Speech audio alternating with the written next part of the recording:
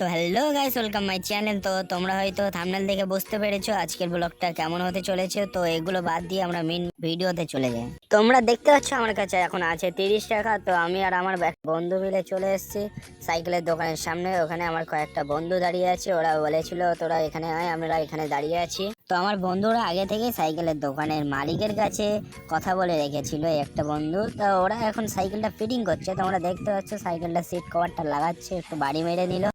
আর হ্যাঁ গাইস, তোমরা চাইলে কিন্তু এখান থেকে সাইকেল কিনতে পারো।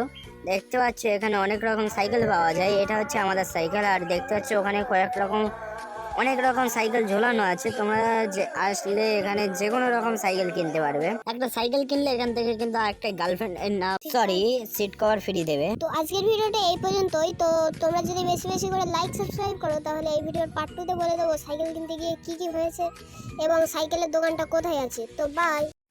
আর হ্যাঁ গাইস, তোমরা হালকা করে সাবস্ক্রাইবটাকে করে দিও। দেখা হচ্ছে পরের ভিডিওতে। বাই।